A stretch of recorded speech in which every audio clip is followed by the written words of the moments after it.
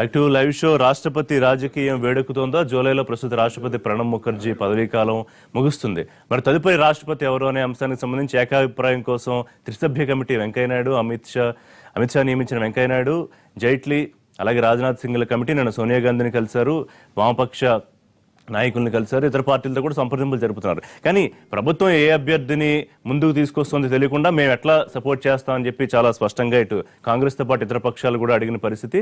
మీరెవరన్నా సిఫార్సు చేస్తారని వీళ్ళు అడగడం కూడా మనం చూసాం. ఎందుకు ఇంత దోబూచులాట లేకపోతే దాగుడుమూతల వ్యవహారం రాష్ట్రపతి విషయంలో కొనసాగుతోంది? ఇప్పటికే కొన్ని పేర్లు నానుతున్నాయి, కొత్తగా కొన్ని పేర్లు తెరపైకి వస్తున్న పరిస్థితి. ఇప్పుడు ముఖ్యంగా సుష్మా స్వరాజ్ పేరు తెరపైకి వస్తోంది. అలాగే ద్రౌపది ముర్ము ప్రస్తుతం జార్ఖండ్ గవర్నర్గా ఉన్నారు, వారి పేరు. కొత్తగా స్వామినాథన్ పేరు శివసేన సపోర్ట్ చేస్తోంది. మోహన్ భగవత్ పేరు కొంతమంది మాట్లాడుతున్నారు. నిన్న ప్రస్తుత రాష్ట్రపతితో మోహన్ భగవత్ విందు సమావేశం కూడా కొంత ఆసక్తికరంగా మారింది. ఏం జరగబోతోంది రాష్ట్రపతి ఎన్నిక వ్యవహారంలో అనే దానికి మాట్లాడదాం. ఇక విఐపి కల్చర్ వద్దని సాక్షాత్తు ప్రధానమంత్రి ఒక నిర్ణయం తీసుకోవడం, సందర్భంగా ఎర్రబొగ్గను తొలగించడం. కానీ విఐపి సంస్కృతి అనేది నాయకుల మనసుల్లోంచి మైండ్లోంచి తొలగిపోవట్లేదా? దీనికి సంబంధించి ఎయిర్లైన్స్ తో ముఖ్యంగా ఎయిర్లైన్స్ వర్సెస్ ఎంపీస్ వివాదంగా మారుతోందా? గతంలో శివసేన ఎంపీ రవీంద్ర గైక్వాడ్ వ్యవహారం చూసాం. తాజాగా Telugu Desam party MP JC Diwakar Reddy వివాదం చూసినా ఏ రకంగా చూడాల్సిన అవసరం ఉందని మాట్లాడదాం. ఇవాళ మనతో లైవ్ షోలో జాయిన్ అవుతున్నారు నందీశ్వర్ గౌడ్ గారు, మాజీ ఎమ్మెల్యే, బీజేపీ ముఖ్య నాయకులు. నంద్యాల నరసింహారెడ్డి గారు, మాజీ ఎమ్మెల్యే, సిపిఎం సీనియర్ నాయకులు. సాకే శైలజనాథ్ గారు, మాజీ మంత్రి, కాంగ్రెస్ పార్టీ సీనియర్ నాయకులు. కొత్తగూడ దయాకర్ రెడ్డి గారు, మాజీ ఎమ్మెల్యే, తెలుగుదేశం పార్టీ సీనియర్ నాయకులు. రైట్. శైలజనాథ్ గారు, ఈ రాష్ట్రపతి ఎన్నిక వ్యవహారానికి సంబంధించి నిన్న మీ అధినేత్రి సోనియా గాంధీని కలిశారు. ఎవరైతే కమిటీ సభ్యులు ఉన్నారో ముగ్గురు. అయితే మా అభ్యర్థి ఎవరో వాళ్ళు ఏం చెప్పట్లేదు, పలానా వాళ్ళు అనుకుంటున్నాం, మీ ఒపీనియన్ ఏంటని చెప్పకుండా మీకు ఏమన్నా ఆలోచన ఉందా, మీరు ఎవరినన్నా చెప్తారని అడగడం మీద ఏమిటి నేను కొంచెం సీరియస్ గానే చలోక్తులు విసురుతూ ఆజాద్ గారు మాట్లాడారు, మల్లికార్జున ఖర్గే కూడా మాట్లాడారు. వాళ్ళు ఏదో ఏకాభిప్రాయం కోసం వచ్చినట్లేదు, మా సహాయం అడిగినట్టు వచ్చినట్టుందని. ఎట్లా కాంగ్రెస్ ఎట్లా ఆలోచిస్తారు? మామూలుగా ఈ ప్రయత్నాన్ని ప్రభుత్వాలు చేస్తాయి, కాకపోతే మనసులో ఒకటి బయటకు ఒకటికి పెట్టుకోకుండా చేస్తాయి. ఒక అభ్యర్థిని స్థిరమెక్కి తెచ్చి ఇది ఇతను మా అభ్యర్థి, వీరికి మీ సహాయం కావాలి, లేకుంటే మీ సహకారం ఏదైనా పదం వరకు సహాయమో సహకారమో ఏదైనా మద్దతు అడుగుతారు. కానీ ఇక్కడ ఎవరో తెలియదు, మోహన్ భగవత్ని పెట్టాలని చెప్పి ఒక ప్రపోజల్ ఉంది, లేకపోతే ఇంకొక ఆర్ఎస్ఎస్ వాళ్ళని పెట్టాడు ప్రపోజల్ ఉంది, లేకుంటే ఇష్టం లేదు కాబట్టి అద్వానీని పక్క తప్పించే ప్రయత్నం మనం చూస్తూ ఉన్నాం ఆఖరికి.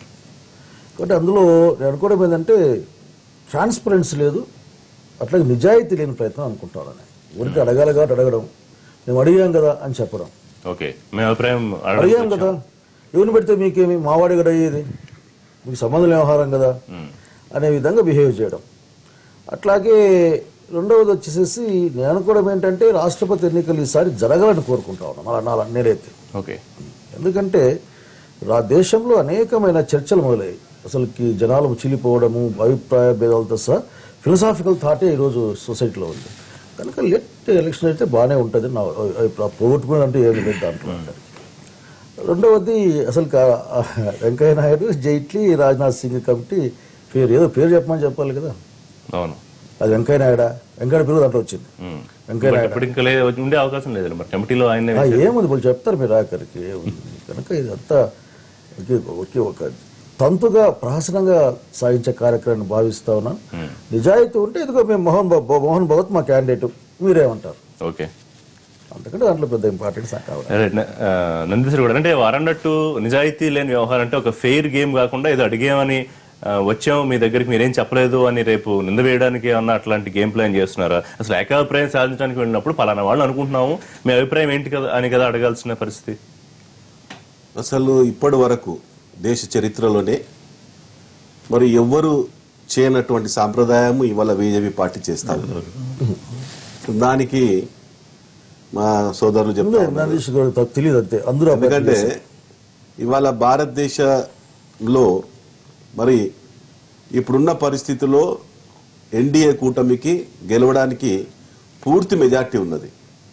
అయినా కూడా ఓ మంచి సాంప్రదాయంలో పోవాలి, భారతదేశ ప్రజలు మరి ఈ ప్రజల మనోభావాలను గౌరవించాలనే ఉద్దేశంతో అన్ని పార్టీలతోటి సంప్రదింపులు జరిపి రేపు మరి రాష్ట్రపతి ఎలక్షన్ జరిపించాలనే ఉద్దేశంతో బీజేపీ పార్టీ ముందుకెళ్తున్నది. కానీ రాష్ట్రపతి అభ్యర్థి ఎవరో తేల్చాలి కదా. ఇప్పుడు వాళ్ళని సపోర్ట్ మద్దతు అవ్వడానికి వెళ్ళారు, పలానా వాళ్ళని అనుకుంటున్నాం. సరే వారానట్టు మోహన్ భాగవత, లేకపోతే కొత్తగా తెర మీదకి వస్తున్న స్వామినాథన, లేకపోతే మెట్రో స్టేషన్ అని పేరు వస్తుంది, ద్రౌపది ముర్మాన, పలానా వాళ్ళు అనుకుంటున్నాం. మీ అభిప్రాయం చెప్పండి అని అడగాలి, కానీ మద్దతు ఎట్లా ఇస్తారు తెలియకుండా అభ్యర్థి ఎవరు? ఇప్పుడు ఆల్రెడీ 2 సార్లు ఎన్డీఏ కూటమితోటి సంప్రదింపులు జరిపినారు.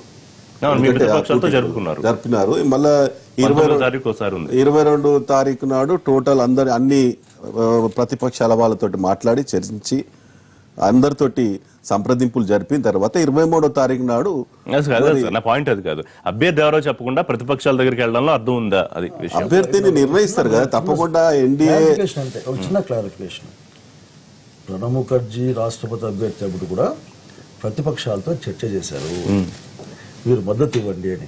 మేము ఇవ్వమని పోటీ చేశారు. మర్చిపోతే ఎట్లా?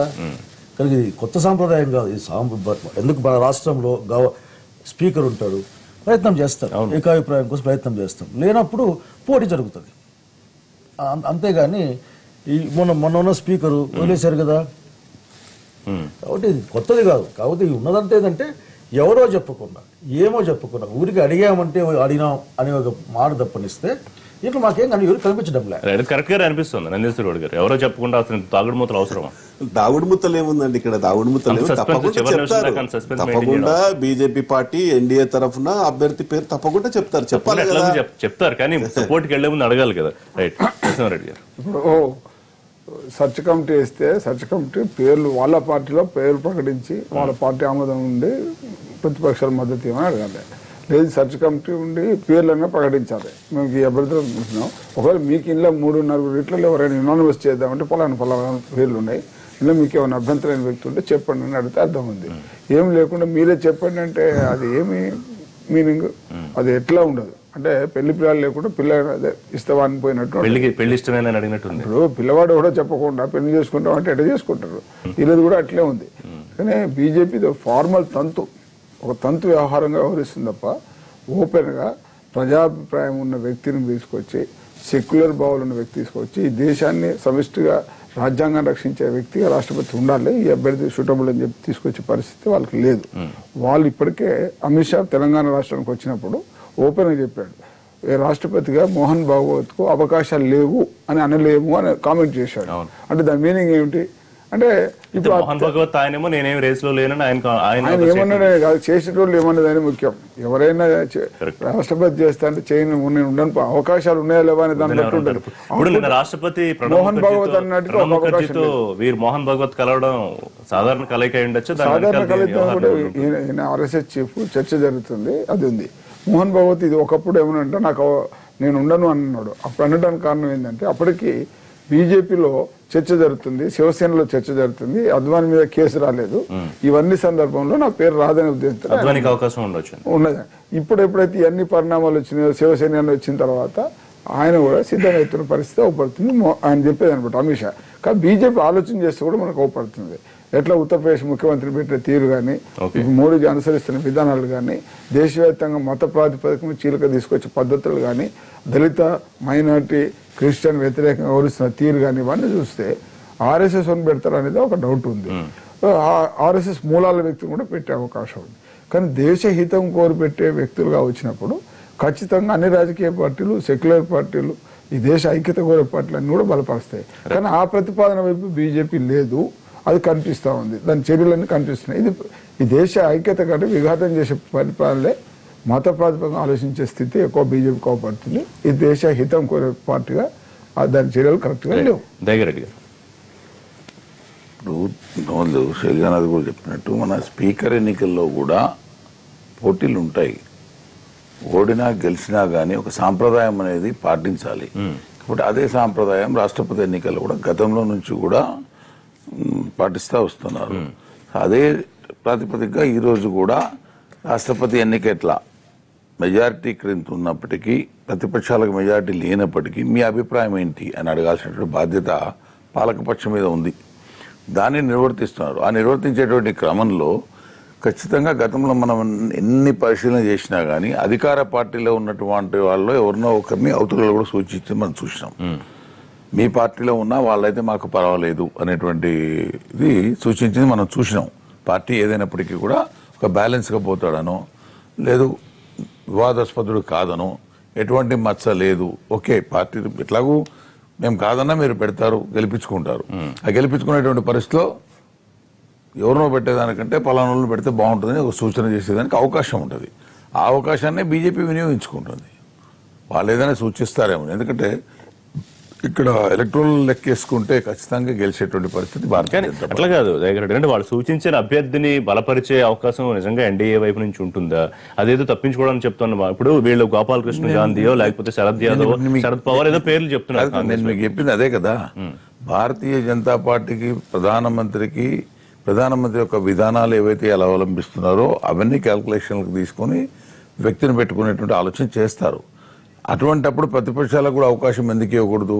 మేము అనుకుంటున్న 2-3 వ్యక్తుల్లో ఎవరైనా వాళ్ళు సూచిస్తే మనం ఒకే అంటే అయిపోతుంది అనేటువంటి ఒక అభిప్రాయం భారతీయ జనతా పార్టీ, ఇంకో కాంగ్రెస్ ఉన్నా అదే జరిగింది, ఇదైనా అదే జరుగుతుంది.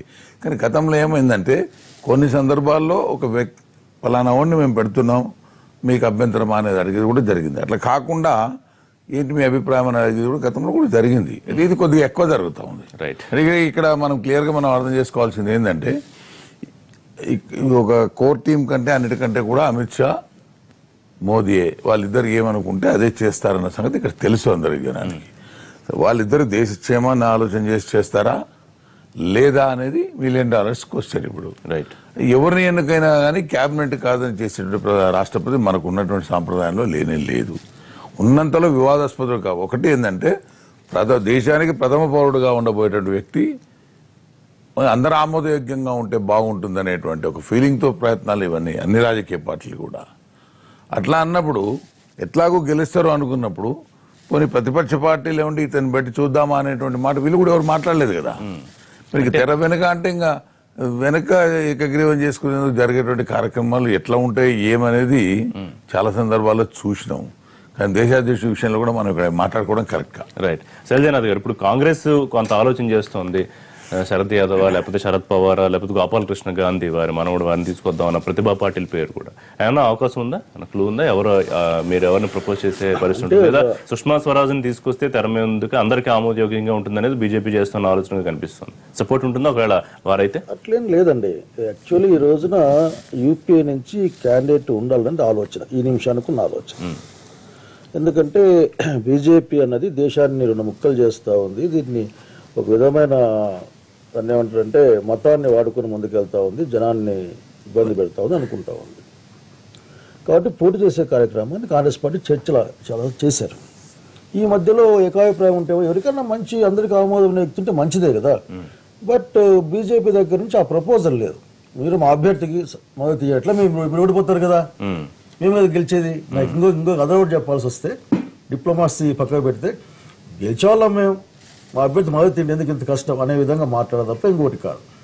డెమోక్రసీలో ఓడిపోతామా గెలుస్తామా అనే కాకుండా ప్రొసీజర్ ఇంపార్టెంట్, ఐడియాలజీ కోసం కూడా ఫైట్ ఉంటుంది. ఆల్రెడీ 8 మంది నామినేషన్ చేసేట్టు ఉన్నారు కదా. ఐడియాలజీ కోసం ఫైట్ అవి ఉంటాయి. రెండు పెద్ద దాంట్లో 100 మంది చేస్తారు కానీ అది నాటక ఇష్యూ. ఈ రోజున బీజేపీ అభ్యర్థిని స్పష్టంగా ప్రకటించి ఇదిగో ఫలానా వ్యక్తి మా క్యాండిడేట్, ఇతను దేశానికి ఉపయోగపడతాడు, కలాం గారిని పెట్టారు, అట్లా ఏదో పెట్టి ముందుకు వస్తే మాట్లాడే అవకాశం ఉంటుంది. సో ఇప్పుడు అసలు అలాంటి అవకాశం ఉందా? అంటే రెండో ఆలోచన లేకుండా అందరూ మూకుమ్మడిగా ఎస్ అనే పరిస్థితి ఒక సెక్యులర్ ఫోర్స్ ఎవరైనా కానీ, ఉదాహరణకి అడిగారు కదా మీరు గట్టిగా చెప్పారు, మీరు శరద్ పవార్ గారిని ముందు పెడతాం, మరి వారికి బీజేపీ మద్దతు ఇస్తుందా? కాబట్టి ఉమ్మడి అభ్యర్థిగానే ప్రకటిద్దాం, ఇవ్వద్దు కదా. అంటే తనకు అనుకూలంగా మార్చుకునే ప్రయత్నం తప్పనిస్తే ప్రజల ముందు మేము ప్రయత్నం చేసినాం. అంటే ఒకవేళ రాజకీయాలతో సంబంధం లేకుండా ఇప్పుడు సదాశివం ఉన్నారు, వారు సుప్రీంకోర్టు న్యాయమూర్తిగా పనిచేశారు, ప్రస్తుతం గవర్నర్ గా ఉన్నారు, వారిని ఏదో తీసుకునే అవకాశం గురించి మాట్లాడుతున్నారు. లేకపోతే వ్యవసాయ దానికి సంబంధించి స్వామినాథన్ గారు ఉన్నారు, ఆయన పేరు కూడా తెర మీదకి వస్తుంది. ఇట్లాంటి వాళ్ళైతే భారతీయ జనతా పార్టీ వైపు నుంచి ఏదైతే ప్రధానమైన పార్టీ ఉందో భారతీయ జనతా పార్టీ నుంచి ఎటువంటి ప్రపోజల్ లేదు.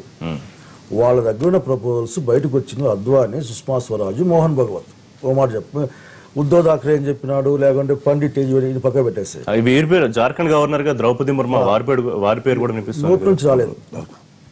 ఎవరు కూడా ఉండొచ్చనే అనే ఆలోచన తప్పనిస్తే రకరకాల అట్టడు కాలేదు. బీజేపీ నాయకుల నోట్ల నుంచి నోటికి బయటకు వచ్చిన పేర్లు ఇవే. ఓకే, కాబట్టి నువ్వు ముగ్గురులో నువ్వు ఒకరిని ఆల్రెడీ ఎలిమినేట్ చేసావు, ఇంకొకరిని నాకు తెలియదు.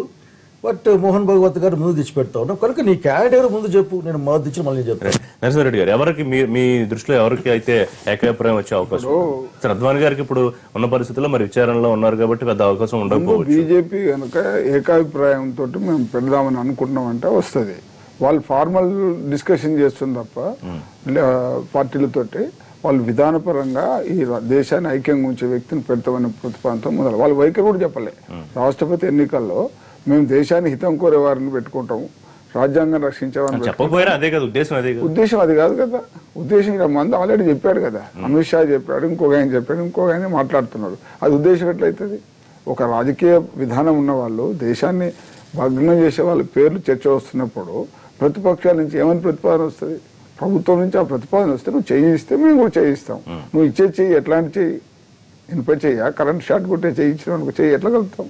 అందుకని ప్రభుత్వం వైపు నుంచి ఇట్లాంటి వైఖరి కరెక్ట్ కాదు. ఏకాభిప్రాయం కావాలంటే ఎలక్షన్ అంటే బీజేపీ ఆర్ఎస్ఎస్ బ్యాక్గ్రౌండ్ తో వచ్చిన ఎవరికి మీరైతే మద్దతు ఇచ్చే అవకాశం లేదు.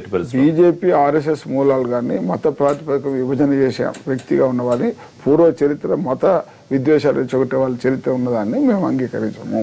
రైట్. ప్రభుత్వ తీరుతో అసలు ఏకాభిప్రాయం సాధ్యమయ్యే పరిస్థితి ఏమన్నా ఉందా? అవ్వకూడదనే ఈ విధానాన్ని అవలంబిస్తున్నారు వారు చెప్తాను. బట్ అలాగే అనిపిస్తుంది. అంటే ఎన్డీఏ కూటమి మాత్రము ఇప్పుడున్న పార్టీలన్నీ కలిసి ఏకాభిప్రాయంతో అందరికి ఆమోదయోగ్యమైన అభ్యర్థిని నిలబెట్టాలన్న అభిప్రాయంతో బీజేపీ పార్టీ ఉందండి. వారు కలుస్తారు. మోహన్ భగవత్ అందరికీ ఆమోదయోగ్యం కాదు, సుష్మా స్వరాజ్ కూడా అందరికీ ఆమోదయోగ్యం కాకపోవచ్చు. సో స్వామినాథనో లేకపోతే సదాశివమో లేకపోతే ద్రౌపది ముర్మనో వీరెవరైనా ఆమోదయోగ్యం అయ్యి ఉండొచ్చు ఒకవేళ మొదటి వరుసలో ఉండండి. దాని మీదనే చర్చలు జరుగుతూ ఉన్నాయి కదా. ఇంకా టైం ఇంకా 3-4 రోజులు టైం ఉంది. 23 తారీఖు వరకు ఫైనల్ గా.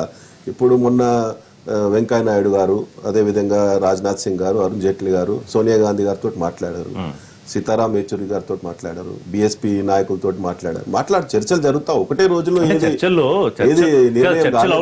చర్చల అవుట్పుట్ పాజిటివ్ గా ఉండాలి. ఇప్పుడు ఇదిగో మేము పలానా వాళ్ళు అనుకుంటున్నాం, మీరు సపోర్ట్ చేస్తున్నారా లేదా, అది చర్చ. మేము మీరు మద్దతు ఇస్తారా అని ఊరికి వేగ్గా అడిగితే చర్చలో అవుతుంది. అదే కాంగ్రెస్ వాళ్ళు కూటమి వాళ్ళు చేస్తున్న ప్రయత్నమే అది కదా. అందరికీ ఆమోదయోగ్యమైన అభ్యర్థి నిలబెట్టాలనే ప్రయత్నం చేస్తా ఉన్నారు. దానికి అన్ని పార్టీలు కూడా సహకరించాలి. కంటిన్యూ చేద్దాం. చిన్న బ్రేక్ తీసుకుందాం. బ్రేక్ తర్వాత విఐపీ రేసిజం గురించి ఎయిర్లైన్స్ వర్సెస్ ఎంపీల మధ్య జరుగుతున్న పోరు తప్పెవరిదనే అంశం మాట్లాడదాం. స్టేట్ లో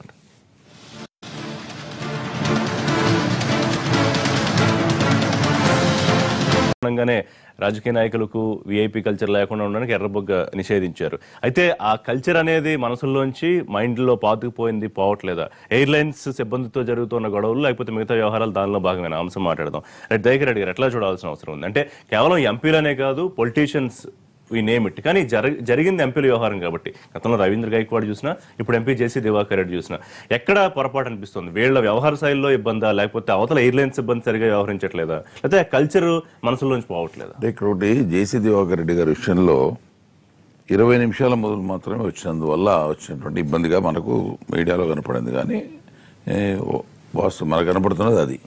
బట్ ఎంపీకి ఒక ప్రియారిటీ ఉంటుంది, ప్రివిలేజ్ ఉంటుంది. డెఫినెట్గా ఏ ఎంపీకైనా ప్రివిలేజ్ ఉంటుంది, అది భారత రాజ్యాంగం కల్పించిందే. అయితే ఆ ప్రివిలేజ్లో కొన్ని వాడుకునేటువంటి విధానం వ్యక్తుల్లో ఉండాలి. అదే వ్యక్తి మనకు ప్రోటోకాల్ ఆఫీసర్కి చెప్పేస్తే పాస్ తీసి పెడతాడు ఆన్ ద ఫోన్, జరిగిపోద్ది. మరి అది చెప్పలేదా, లేక ఎక్కడన్నా స్ట్రక్ అయ్యి కదా ప్రివిలేజ్ ఉంటుంది. అది ఎంతవరకు? ఇప్పుడు 30 నిమిషాలు, ఇప్పుడు సాధారణ ప్రయాణికులు అనుకోండి గంట ముందు మినిమం వెళ్లాల్సిన అవసరం ఉంది. డొమెస్టిక్ అయితే, ఇంటర్నేషనల్ అయితే 2 గంటల ముందు ఏదో ఉంటుంది. కానీ 25 నిమిషాల ముందు 20 నిమిషాల ముందు వెళితే అక్కడ వాళ్ళకి ఇబ్బంది అవుతుందా ఎయిర్లైన్స్? అది కూడా ఎంపీలు దృష్టిలో పెట్టుకోవాల్సిన అవసరం ఉంది. ఒకటి ఎంపీగా డెఫినెట్ గా మీకు టికెట్ మీద ప్రింట్ అయి ఉంటుంది ఎంపీగా. ఆ ప్రోటోకాల్ డెఫినెట్ గా ఆటోమేటిక్ వస్తుంది, అది రావాలా కూడా ఎంపీల వరకు ఎవరైనా ఏ పార్టీ. కానీ కేంద్ర విమానయాన శాఖ మంత్రి అశోక్ గజపతిరాజు చాలా స్పష్టంగా చెప్పారు, ఎంపైర్ లాంటి సీసీ కెమెరా ఉంది అక్కడ, థర్డ్ ఎంపైర్ లాంటిది, ప్రతిదీ అక్కడ రిజిస్టర్ అవుతుంది. వారు చెప్పింది ఏం వాస్తవం కాదు, అక్కడ కనిపిస్తుంది. ఆ ప్రింటర్ తీసి గట్టిగా పక్కన పడేసింది, ఆ తోసింది, ఇవన్నీ కనిపిస్తున్నాయి. వాస్తవాన్ని ప్రకారం విచారణ జరుగుతుంది. నేను అనేది అది అక్కడ ప్రింటర్ దోయడం అవన్నీ కరెక్ట్ అని కాదు. ఇక్కడ ఏదైనా దోషుంటే ప్రివిలేజ్ విషయంలో మీరు అడిగితే నేను చెప్తా ఉన్నా, ఒక 20 నిమిషాలైనా 30 నిమిషాల వరకు టికెట్స్ ఇస్తారు, 29వ నిమిషం కూడా ఇయ్యరు. అదే ఎయిర్లైన్స్ వ్యవస్థ టికెట్ ఖాళీగా ఉంటే అమ్ముకోవడానికి సిద్ధపడుతుంది. అది కూడా తప్పే కదా. ఎంపీకి ఆల్రెడీ రిజర్వ్ అయింది. ఎంపీ ఆ పేమెంట్ ఎంపీది కూడా వాళ్ళకు ఉన్నటువంటి ప్రివిలేజ్లో పార్లమెంట్ నుంచి వచ్చేటివే ఉంటాయి కొన్ని ఎంట్రీస్. కరెక్ట్. ఎక్సెస్ ఎంట్రీస్కి మాత్రం వాళ్ళు పేమెంట్ చేసుకోవాలి.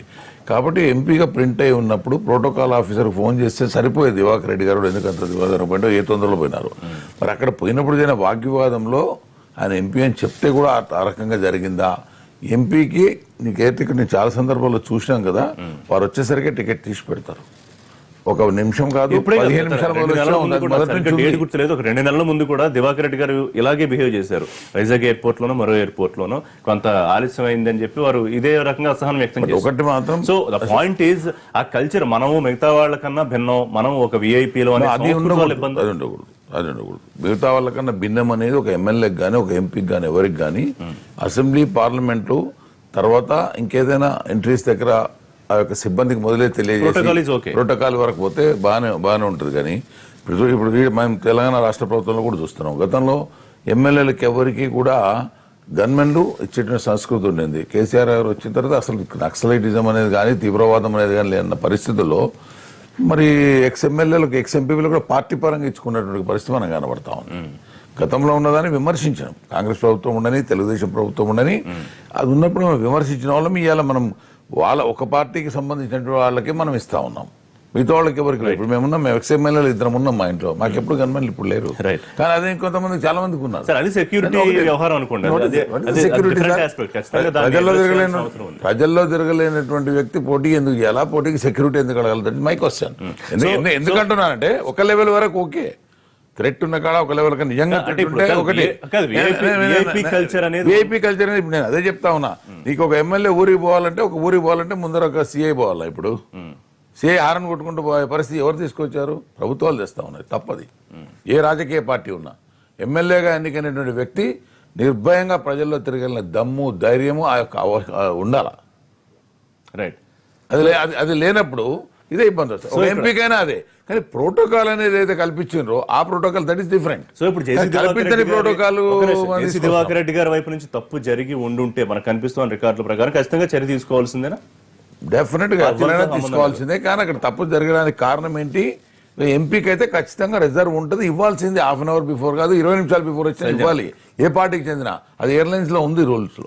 కానీ మరి అక్కడ జరిగిన వాగ్వాదం ఏంటి అనేది మనకు తెలియదు. మీరు మంత్రిగా చేశారు, చాలా చోట్ల తిరిగి ఉంటారు. ఎప్పుడైనా మీకు ఇలాంటి సమస్యలను ఎదురయ్యే ప్రోటోకాల్ వ్యవహారంలో కానీ ఎయిర్లైన్ సిబ్బందితో కానీ అసలు ఎక్కడ సమస్య వస్తుంది? 2 ఇష్యూస్ అండి. విఐపీస్ అంటే కేవలం పొలిటీషియన్లే కాదండి. విఐపీలు అంటే సినిమా యాక్టర్లు, విఐపీ అంటే పాత్రికేయ ప్రముఖులు, విఐపీ అంటే ఇండస్ట్రియలిస్టులు, వీళ్ళందరూ విఐపీస్. అఫీషియల్ ప్రోటోకాల్ ఒక నిమిషం ప్లీజ్. వీళ్ళందరూ విఐపీలేనండి. అక్కడ గవర్నమెంట్ తరఫున ప్రోటోకాల్ ఆఫీసర్ ఉంటాడు, ఎయిర్పోర్ట్ తరఫున ప్రోటోకాల్ ఆఫీసర్ మెయింటైన్ చేస్తూ ఉంటారు. సో వీళ్ళందరూ కూడా వెళ్ళిపోతారు. కాబట్టి ఏదో విఐపీ కల్చర్ అంటే అదేదో కేవలం పొలిటీషియన్ అని కూడా మొట్టమొదటి తప్పండి. నేను దాన్ని ఖండిస్తాను. అందరూ విఐపీలు. నేను చూసాను మోడీ గారు పాపం విఐపీ కల్చర్ని బంద్ చేశారండి. అదే మొన్న ఎయిర్పోర్ట్ పోతే ఆయన క్యూలో వస్తాడు, నేను చూశాను. ఎవరు? మోడీ గారు క్యూలో పోతా ఉంటే కామన్ మ్యాన్ తో నేను చూశానండి. ఏంటండి మాట్లాడతారు సీరియస్ గా అసలు ఏం మాట్లాడుతున్నారు? ఆఖరికి ఒకటి సామాన్య ప్రజలకు ఇబ్బంది కలిగించకుండా క్యూలో కూడా ఇప్పుడు ఉన్నామండి. ఇప్పుడు ఉదాహరణకి మంత్రిగా ఉన్నాం, మంత్రిగా ఉంటే వచ్చి టికెట్ ఇచ్చేవాళ్ళు, మంత్రిగా లేం. నేనేమంటా అంటే సామాన్య పౌరులకు ఇబ్బంది కలగడానికి లేదు. రెండవది, కొన్ని విషయాల్లో పాపం ప్రధానమంత్రి మనం క్యూలో ఉమ్మని చెప్పడం ఎట్లా ఉంటుంది? అతను ఉంటే మొత్తం అంత డిస్టర్బ్ అయిపోతాయి ఏరియా అంతా. కానీ అతను పక్కన పంపించాల్సిందే. కొన్ని ఎగ్జామ్షన్స్ ఉంటాయి. ఆ ఎగ్జామ్షన్స్ ఏంటి అనేది ప్రభుత్వం ఆలోచించాలి. దాంతో అట్లాగే లా మేకర్స్ ఆలోచించాలి. ఉదాహరణ ప్రతి ఒక్కరిని నువ్వు పెట్టడానికి సాధ్యం కాదు. రెండో విషయం, ఎయిర్లైన్స్ అది కాదండి. నేనే దివాకర్ రెడ్డి గారు అక్కడ ప్రింటర్ పగొట్టింది నేను సపోర్ట్ చేస్తలేను. 20 నిమిషాలు ఆలస్యంగా పోయాడు వాళ్ళ లెక్క ప్రకారం. టికెట్ ఇచ్చేకేమండి, అది గొడవ అంత అదే కదా. ఒకవేళ చెక్ ఇన్ లగేజ్ ఉంటే కష్టం అండి, వేయలేము, అది కావచ్చు. ఇంకా హ్యాండ్ లగేజ్ ఊపుకుంటూ చేతులుకుంటూ ప్రయాణానికి కూడా బోర్డింగ్ పాస్ ఇస్తే గొడవ ఏముంది? ఒకటి. రెండవది, మేము మూసేసాం ఏమంటే వీళ్ళు అర్ధగంట ఆలస్యం. ఇదే ఇంకో ఫ్లైట్ నేను తిరుపతికి బయలుదేరాయండి. 6 గంటలు ఎయిర్పోర్ట్లో ఉన్నాను. లేట్ 6 గంటలు ఫ్లైట్ రాలే. మరి నోరు మూసుకొని మరీ వచ్చాను. నాకు వచ్చిపోయి 2,000 ఖర్చు అయింది. నేను కట్టిన డబ్బులు ఏదో అకౌంట్లో వేస్తామని చెప్పారు. అవి అకౌంట్లో పడుతున్నాయి. ఏమంటా అంటే ఇది వ్యాపారం అండి, వాళ్ళు వ్యాపారం చేస్తా ఉన్నారు, చూసుకొని పోవాలి. టైం లేదనుకోండి, నో ప్రాబ్లం. కానీ భౌతికంగా ఇప్పుడు వాళ్ళ మీద చేతులు చేసుకోవడాలు రవీంద్ర గైక్వాడ్ చెప్పుతో కొట్టారు, దివాకర్ రెడ్డి గారు నెట్టారు. ఐఎమ్ వెరీ సారీ, మీరు అర్థం చేసుకోవాలి. నేను ఫస్ట్ లో చెప్పాను, నేను ఆ ప్రింటర్ పలగొట్టడము వాటిని సపోర్ట్ చేయడం లేదని. కానీ ఇద్దరు పార్టీ, ఇతను కస్టమర్, వాళ్ళు అమ్మేవాళ్ళు 20 minutes ముందు పోయారు. రైట్. కానీ కనుక నేను చేయాలి ఒకే ఒక పాయింట్, సమ్మేళనం పాటించాలి, ఉరికిన ఏదో మాట్లాడడం కాదు. ఏపీ కల్చర్ పోవాల్సిన అవసరం అయితే ఉంది. కాకపోతే కొద్దిమందికి ఎగ్జిబిషన్, ప్రధానమంత్రి, ముఖ్యమంత్రి ఇట్లా వాళ్ళు ఉంటారండి, వాళ్ళు ఎట్లా. రైట్. ఒక ఎంపీ గారితో మాట్లాడదాం. Nalgonda MP Gutha Sukhender Reddy phone line లో ఉన్నారు. సుఖేందర్ రెడ్డి గారు నమస్తే. ఏంటి ఎప్పుడు చూసినా ఎంపీలకి ఎయిర్లైన్స్ మధ్య ఎందుకు వివాదాలు వస్తున్నాయి? ఎవరి వైపు లోపం ఉంది? ఎంపీలు తాము వివిఐపీల కన్నా ఎక్కువగా ఫీల్ అవ్వడం వల్ల ఈ ఇబ్బంది వస్తుందా, లేకపోతే ఎయిర్లైన్స్ సిబ్బంది మీలాంటి ఎంపీలతో సరిగ్గా వ్యవహరించకపోవడం వల్ల సమస్య వస్తుందా? నమస్కారం ఋషి గారు, అక్కడ మా ఉన్న మిత్రులకు కూడా నమస్కారం. నమస్తే. ఏం లేదు, ఇక్కడ నేను 3వ పార్లమెంట్ సభ్యుడిని. ఇక్కడ కొన్ని ప్రివిలేజెస్ తీసుకున్నమాట వాస్తవం. అయితే కొన్ని ఎయిర్లైన్స్ వాటిని పాటిస్తున్నాయి, కొన్ని ఎయిర్లైన్స్ సక్రమ మార్గంలో పాటించట్లేదు. ఓకే.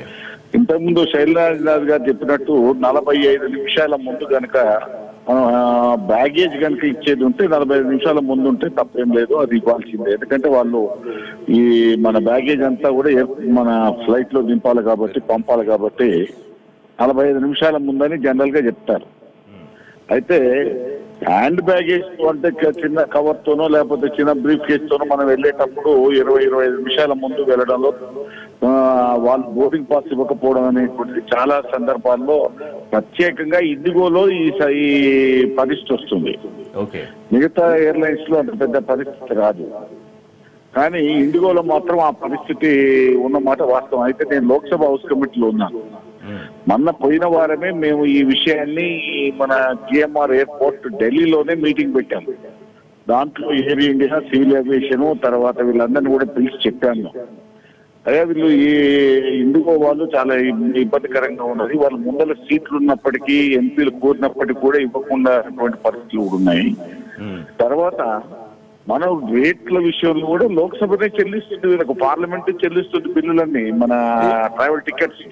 కరెక్ట్. కాబట్టి దాంట్లో టికెట్ లేకుండా పోయే ప్రసక్తి ఎక్కడ లేదు. ఒకవేళ లోక్సభకి ఇచ్చే టికెట్ లేకపోతే మేము సొంత డబ్బులతో కొనుక్కుంటాం. అట్లా కదా ఎంపీ గారు ఒక విషయం, ఇప్పుడు వాళ్ళు ఎయిర్లైన్స్ కొన్ని నిబంధనలు పెట్టుకుంటాయి. మీరన్నట్టు ఇండిగోనో మరొక వ్యవస్థ కొన్ని చోట్ల రూల్ అవుట్ లేకపోతే కొంచెం భిన్నంగా వ్యవహరించి ఉండొచ్చు. కానీ 45 నిమిషాలు, గంట ముందో లేకపోతే అరగంట ముందో చెప్పినప్పుడు వెళ్లాల్సిన అవసరం, బాధ్యత మనకు ఉంటుందా ఉండదా? ఒకవేళ వాళ్ళు ఇవ్వము అంటే కనుక దాన్ని మరో రకంగా చేసుకోవాలి తప్ప భౌతికంగా దాడులు దిగడం అనేది కరెక్టా?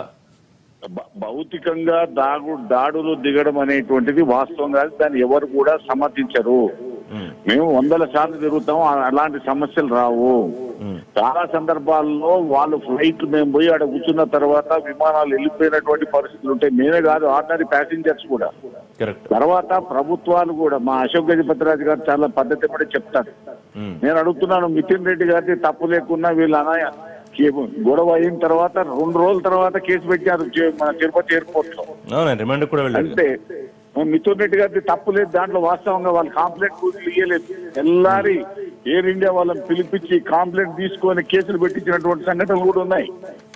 కాబట్టి దీంట్లో మనం ఆలోచన చేయాల్సింది ఏంటంటే, మీ దగ్గర ఖాళీ సీట్లు ఉండి 20 నిమిషాల ముందు వితౌట్ బ్యాగేజ్ వచ్చి తీసుకోవడంలో తప్పేం లేదు.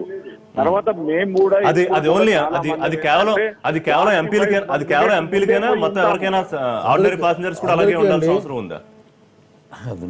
జనరల్ గా మేము 45 నిమిషాల ముందే ఉంటాము. అయితే ఎప్పుడో ఒక సందర్భంలో వెళ్ళేటప్పుడు ఎవరైనా ఇట్లా విజిటర్స్ వచ్చినప్పుడు, లేకపోతే ట్రాఫిక్ లో ఏమైనా ప్రాబ్లం వచ్చినప్పుడే డిలే అవుతుంది. అది కూడా 0.1%, 2% ఉంటాయి ఇటువంటి విషయాలు. దాంట్లో ఏంటంటే రెసిప్రోకల్ గా ఉండాల్సిన అవసరం ఉంది. మేము ఎయిర్పోర్ట్ పోతే వాడు ఫ్లైట్ 3 గంటలకు డిలే అంటాడు, మేము గొడవ చేస్తామా అక్కడ?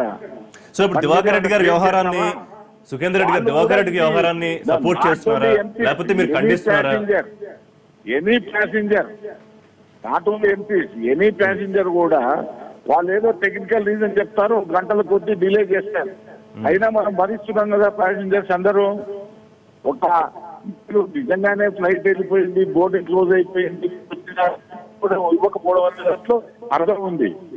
రైట్ వెళ్ళిపోలేదు, ఇంక 20 నిమిషాలు సుఖేందర్ రెడ్డి గారు కాదు. ఇప్పుడు దివాకర్ రెడ్డి గారి విషయంలో ఏం జరగాల్సిన అవసరం ఉంది? ఒకవేళ ఫుటేజ్ అంతా క్లియర్ గా ఉంది, చర్యలు ఉంటాయని విమానయాన శాఖ మంత్రి చెప్పారు. సరే, మన విమాన శాఖ మంత్రి ఉద్యోగస్తులుగా ఉంటే బాగుండేది. వాళ్ళు దురదృష్టవశాత్తు రాజకీయ నాయకుడు అయినట్టు, అది ప్రాబ్లం. ఇదే మీరు పెద్ద కామెంట్ చేశారు మీరు సుఖేందర్ రెడ్డి గారు. అంటే ఎంపీలకి వ్యతిరేకంగా ఉద్యోగులకు అనుకూలంగా మాట్లాడారని అలా అంటున్నారా? అట్లా అనకూడదు. నేను అట్లా ఆ ఉద్దేశంతో అనట్లేదు. చట్టం అందరికి ఒకటే, సమానమైన దాంట్లో ఎంపీలకైనా. అదే చెప్పారు మంత్రి కూడా. ఒక నిమిషం, మంత్రి కూడా అదే చెప్పారు. అక్కడ ఆయన చెప్తున్నట్టు ఒక నిమిషం మంత్రి ఏం చెప్పారు? ఆయన చెప్తున్నట్టు 45 నిమిషాల ముందు రాలేదు, ఆయన 25 నిమిషాల ముందే అక్కడికి వచ్చినట్టు ఫుటేజ్ లో రికార్డ్ అయింది. అలాగే నెడుతున్నట్టు ఆ ప్రింటర్ తీసి పక్కనకు నెట్టినట్టు ఇవన్నీ చాలా క్లియర్ గా ఉన్నాయి, చర్యలు ఉంటాయి శాఖాపరంగా అని చెప్పారు. అందులో తప్పే ఉంది. What's wrong in it? నేను దాంట్లో తప్పుంది అనట్లేదు, కానీ మరి మిథున్ రెడ్డి గారి మీద అక్రమ కేసు పెట్టారే, దాన్ని ఎందుకు పెట్టించినట్టు వారు మంత్రి. ఆయన అధికారిగా ఉండాలి, మంత్రిగా కాదు. అధికారిగా ఉండాలి, మంత్రిగా, రాజకీయ నాయకుడిగా కాదన్నారు మీరు. చాలా సీరియస్ కామెంట్ ఇది. సీరియస్ గా మరి ఇప్పుడు వారు మాట్లాడేటప్పుడు వారు కూడా ఆలోచన చేయాలిగా, ఎందుకు ఫ్లైట్ డిలే అవుతుంది. ఒక నిమిషం దయకిరెడ్డి గారు దీని మీద రెస్పాండ్ అవుతారు. ఇప్పుడు అశోక్ గజపతిరాజు గారు ఒక నిబద్ధత ఉన్నటువంటి వ్యక్తి. రాజకీయంలో ఉద్యోగస్తులైనా ఒక సిద్ధాంతపరంగా పోతాడు. దానివల్ల కొన్ని ఇబ్బందులు రాజకీయ నాయకులకు రావచ్చు, ఉద్యోగస్తులకు రావచ్చు. అక్కడ జరిగిన ఫుటేజీ వాటి వల్ల చర్య ఉంటుందనేటువంటి మాట చెప్పినారు. కానీ అక్కడ జరిగినటువంటి వాగ్వాదం ఏంటి, వాళ్ళ జవాబు ఏంటి అంటే, మనం కూడా రాజకీయ నాయకులం కానీ ఉద్యోగస్తులం కానీ అవతల వచ్చేటువంటి జవాబును బట్టి ఉంటుంది. అక్కడ వాళ్ళు ఎట్లా రెస్పాండ్ అయినారు. మేము కూడా చాలాసార్లు ఎయిర్పోర్ట్ పోయినప్పుడు చూసినాం. మా ముందే క్లోజ్ అయిందని చెప్పి పక్క వాళ్ళకి టికెట్ ఇచ్చిన సందర్భాలు మేము చూసినాం. పక్క వాళ్ళకి టికెట్లు అమ్ముకున్నాం. ఎందుకంటే ఈ ప్రైవేట్ సంస్థలు ఏం చేస్తాయంటే ఆ బ్యాలెన్స్ పెట్టేసుకొని ఎమర్జెన్సీ వాళ్లకు ఎంతైనా ఇస్తారు అనేటువంటిది. ఈ ముందు బుక్ అయిన సీట్స్ ఉంటాయి కదా, తక్కువ రేట్స్ కి అనౌన్స్ చేస్తారు. అది వాళ్ళు సెకండ్ ఆలస్యమైనా పోయిందని చెప్పేసేస్తారు, అదే వేరే వాళ్ళకి ఇస్తారు. సంఘటన విఐపి అనే ఆలోచనతో జరిగిన సంఘటన కాదు. నేను విఐపి నాకు అవకాశం కల్పించిన పద్ధతిలో యాక్షన్ జరిగింది. ఆ యాక్షన్ ఎట్లుండదు, కంప్లైంట్ పద్ధతిలో ఉండాలి. ఒక చట్టవిరుద్ధంగా ఇండిగో వారు కానీ చేయొచ్చు. కానీ 20 నిమిషాలు ఆలస్యమే నన్ను ఎందుకు తీసుకోలేదు అనే ప్రశ్న మీరేస్తే, ఆయన పక్కన శైలజ అయితే నేనుంటా, ఆయన తీసుకున్నా నన్ను తీసుకోలేదు అంటే నా పక్కన ఇంకో, అది ఒక పద్ధతి కాదు. అయితే విఐపీలో కూడా కొన్ని ఎడ్జ్ ఉంది. ఆల్రెడీ విఐపీ కూడా విమానాశ్రయాల్లో ఎట్లా ఉండాలి, ticket correct, boarding pass correct, protocol officer అన్ని ఉన్నాయి. ఆ నిబంధనలు కానీ విఐపీకి నాకు సరైన ట్రీట్మెంట్ లేదని చెప్పేసి వాళ్ళని సేవ కొట్టడం, చేయటం, ఒక ఎత్తేయటం, ఇవి సమాజానికి విఐపి ట్రీట్మెంట్ ఉండొద్దు అనే పరిస్థితి తీసుకొచ్చే పద్ధతిలో ఉండదు. ఇప్పుడు విఐపి హక్కు కోరు. అట్లా విఐపి అంటే ఏమిటి? Very important person. Very important person ఎవరు? ఎమ్మెల్యే కాంచి వెరీ ఇంపార్టెంట్, ఎస్పీ కాంచి ఇంపార్టెంట్, రాష్ట్రపతి కాంచి కింది దాకా ఇంపార్టెంట్. రక్షణ అంటే ఏమిటి? విఐపి రక్షణ అంటే ప్రమాదం అంటే రక్షణ, సిటిజన్కైనా వీరికైనా ఇంకోరికైనా. కానీ రక్షణ అందరికి ఒక్కొక్కరు 4-5-6 పోలీసులు పెట్టించి వ్యాన్ పెట్టి అన్ని పెట్టి అసలు ప్రజలు వీళ్ళందరినీ ఒంటరిగా చూసే పరిస్థితి. వీళ్ళు వేరే వాళ్ళు, మేము వేరే వాళ్ళు, ప్రజలు కలవకుండా ఉండే పరిస్థితి తీసుకొచ్చి పెడుతున్నాడు. విఐపి భద్రత అనేది ఎందుకంటే ప్రజలకు ఇబ్బంది జరగకుండా ఉండే పద్ధతిలో విఐపి సిస్టమ్ ఉండాలి. కానీ ప్రజల్ని ఇబ్బంది పెట్టే పరిస్థితి, చట్టాన్ని ఉల్లంఘించే పద్ధతిలో విఐపీలు ఉంటే ప్రజలు ఎట్లా రక్షిస్తారు? విఐపి గౌరవించాలి. విఐపి ఒక పాత్ర నిర్వర్తిస్తే నేను కూడా ఫాలో అప్ కావాలి. ఆ విఐపి పద్ధతులు నేను కూడా ఉండాలనే పద్ధతి రావాలి తప్ప సమాజానికి ఆ మెసేజ్ చేయాలి తప్ప మా హక్కును హరించిన పద్ధతులు దౌర్జన్యం చేస్తే దానికి ప్రతీకారం ఏమనిపిస్తుంది ప్రజల్లో. అందుకని ఇది కరెక్ట్ కాదు, ఈయన చేసిన చర్య కరెక్ట్ కాదు. ఒకవేళ అవకాశం ఉంటే ఇవ్వాల్సిన వాళ్ళు, కానీ రెసిపోకల్ ఉండాలి. నిజమే సుఖేంద్ర గారు చెప్పినట్టు.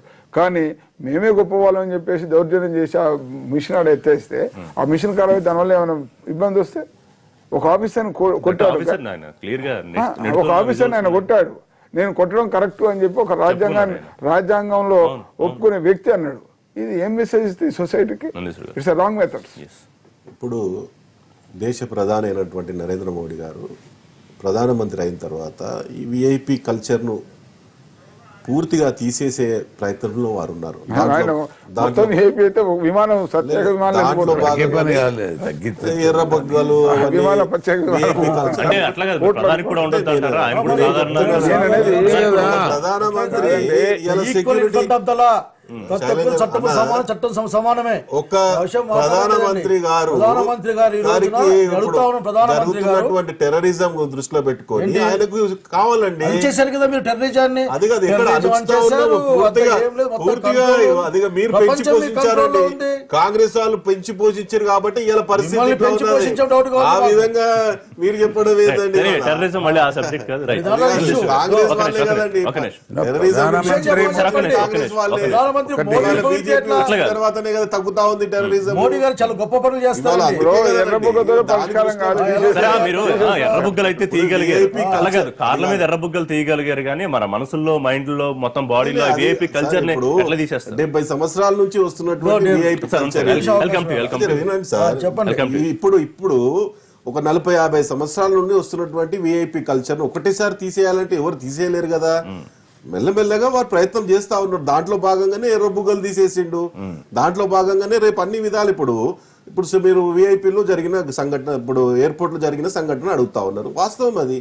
అక్కడ మనం సీసీ ఫుటేజ్ లో చూసాము, అది కరెక్ట్ కాదని మేము కూడా ఒప్పుకుంటున్నాం కదా. ఆ విధంగా చేయడము అన్న చెప్పినట్టు ఇప్పుడు నిజమే ఒక అరగంట ముందు వెళ్ళి ఇప్పుడు ఒక విఐపికి ఎన్నో సమస్యలు ఉంటాయి. అక్కడ ప్రజలు వస్తుంటారు, కలవడానికి వస్తుంటారు, ట్రాఫిక్ లో ఇబ్బంది అవుతుంది. ఏదైనా ఒక 5-10 నిమిషాలు లేట్ పోతే ఎయిర్లైన్స్ వాళ్ళు కూడా ఒప్పుకోవాలి దానికి. ఇప్పుడు వాళ్ళు నిజంగా చెప్పినట్టు అన్న చెప్పినట్టు 4 గంటలు లేట్ చేస్తారు ఫ్లైట్. మన ఇండిగోలో మేము వెళ్తా ఉన్నాము, జైపూర్కి వెళ్తా ఉంటే 4 గంటలు లేట్ పోయింది ఫ్లైట్. ఏమనేది టెక్నికల్ ప్రాబ్లం అంటాడు వాడు. దాన్ని ఏం చేయలేం కదా. వాళ్ళు తప్పు చేస్తేనేమో ఏం లేదు, అదే ఒక ఎంపీ అది కరెక్ట్ కాదు కదా. అందరినీ సరిగ్గా చూడాలి. అది కరెక్ట్ కాదని అంటాం. సుఖేందర్ రెడ్డి గారు చెప్పిన దాన్ని బట్టి హౌస్ కంపెనీలు కూడా ఇండిగో విషయంలోనే చాలా రిపీటెడ్ గా వస్తుందన్నమాట చెప్తా ఉన్నారు. జేసీ దివాకర్ రెడ్డి గారికి మన ఎందుకు అట్లా అయిందో మాకే తెలియదు, కానీ అది ఎయిర్లైన్స్ వాళ్ళు కూడా దాన్ని కన్విన్స్ కావాలండి. అక్కడ సుఖేందర్ రెడ్డి గారు ఇప్పుడు విఐపీలను మనం మాట్లాడుకుంటున్నాం. ఇప్పుడు విఐపీ అంటే వెరీ ఇంపార్టెంట్ పర్సన్, కానీ ఎంపీలో విఐపీలుగా ఉండడానికి ఇష్టపడుతున్నారా? ప్రజల్లోంచి ఎన్నికయ్యారు, ప్రజాప్రతినిధులు, ప్రజల్లో తిరిగే వాళ్ళు. మరి మామూలు విఐపీలకి వీళ్ళకి ఖచ్చితంగా ఆ డిఫరెన్స్ అయితే ఉండాలి కదా. ఋషి గారు ఒక విషయం చెప్తాను. ఏ రాజకీయ నాయకుడైనా, ఏ ప్రజాప్రతినిధి అయినా విఐపి అది అనుకుంటే అది పొరపాటు. అందరికంటే నిజంగా కూడా ఒక ఆఫీస్ లో క్లర్క్ అంటే కిందికి దిగి రాజకీయ నాయకులు పనిచేస్తున్నారు. అది మనం అర్థం చేసుకోవాల్సినటువంటి అవసరం ఉన్నది. ఇవాళ ప్రతి ఒక్క పౌరుడు ఎంపీని గాని, ఎమ్మెల్యేని గాని, మంత్రిని గాని నిలదీసి సమస్యల మీద అడిగేటువంటి పరిస్థితులు మన భారత రాజ్యాంగంలో అయితే నేను ఇంతకుముందు నేను కామెంట్ చేసినటువంటి సివిల్ ఏవియేషన్ మంత్రి గురించి మీకు వివరణ చెప్తాను. నేను కాదు, వారే స్వయంగా చెప్పారు. అశోక్ గజపతిరాజు గారు, నేను 2 సార్లు 3 సార్లు మ్యాచ్ బాక్స్ ను జేబులో పెట్టుకుని వెళ్ళానని విన్నారా? మ్యాచ్ బాక్స్ పెట్టుకుని పోవడము పొరబోతి నిబంధనలకు విరుద్ధం. కాబట్టి వారే తప్పు చేసినప్పుడు ఇంకోరిని తప్పు చూపెట్టడం సరైనది కాదనేటువంటిది నా ఆలోచన. బయటకు ఒప్పుకున్నారు కదా, తప్పు జరిగిందని బయటకు ఒప్పుకున్నారు కదా. బహుశా తప్పు జరిగిందని వారు బయటకు ఒప్పుకుంటారు. నిజంగానే దాడులు చేసే ప్రయత్నం చేస్తే అది కూడా తీవ్రంగా ఖండించాల్సిన అవసరం ఉంది. ఆ వైపు పోవాల్సినటువంటి అవసరం లేదు. So right. So Sukhender Reddy గారు, ఎంపీలైనా మరొకరైనా దాడులకు దిగితే చర్యలు తీసుకోవాల్సిందే, అంతేనా? అంతే. Right. Thank you Sukhender Reddy గారు మాట్లాడండి. శైలజనాథ్ గారు, దీంట్లో ఒక డిఫర్ అవుతుందండి. ఏంటంటే విఐపీస్కే అని కాదు, ఇక్కడ విఐపీ అని మనం పెట్టుకున్న పేరు అంతే. కామన్ ట్రావెలర్ కూడా పాపం కష్టపడి టికెట్ కొనుక్కుంటాడు. 25 ఫ్లైట్ ఎక్కినది, ఇంకా బోర్డింగ్ జరుగుతూ ఉంటుంది, ఇంకా అక్కడ తీసుకెళ్ళి దాంట్లో ఎక్కించాలి, కానీ మీ కీయమని మొహం మూసేస్తారండి. ఇది కరెక్ట్. అప్పుడు అతను ఏం చేయలేడు, కామ్గా వెనక్కి వచ్చేస్తాడు. ఎందుకంటే ఏ పవర్ ఫిజికల్ ప్లే నేను సపోర్ట్ చేయడం లేదండి. నేను ఎప్పుడు హింసను సపోర్ట్ చేయండి, అక్కడ కూడా నెట్టాల్సిన అవసరం లేదు. కానీ నేను చెప్పేది అంటే ఈ రోజున మాట్లాడాక ప్రాక్టీస్ ఉండాలండి. నేను రాజశేఖర్ గారిని గుర్తు తెచ్చుకుంటా ఉన్నా. అప్పుడు ఎయిడ్స్ కమిటీ చైర్మన్గా ఉన్నామండి. అప్పుడు ఎయిడ్స్ పరీక్షలు మన రాష్ట్రంలో 40,000 50,000 అయ్యేది మొత్తం రాష్ట్రం అంతా. రాజశేఖర రెడ్డి గారు అసెంబ్లీలో వచ్చేసి ఎయిడ్స్ టెస్ట్ చేయించుకున్నారండి. Surprisingly next year 5 lakh people వాళ్ళు వచ్చారండి, ముందుకు వచ్చేసారు. అట్లాగే థాయిలాండ్లో రాజు గుర్తు తెచ్చుకుంటే కాండమ్స్ బయటకు వచ్చి డిస్ట్రిబ్యూట్ చేశారండి రాజు. నేనేమంటానంటే నిజంగానే అటువంటి పరిస్థితి నిజంగా ఉంటే వదిలేసేయండి. మిమ్మల్ని కోటామి నేర్చుకుంటారు జనాలంతా గారికి. ఇప్పుడు ప్రధానమంత్రి రోడ్లో పోతా ఉన్నాడు, మనకే ప్రధాన అందరూ అనుకుంటారు. కాబట్టి ఇది పక్క పెట్టండి.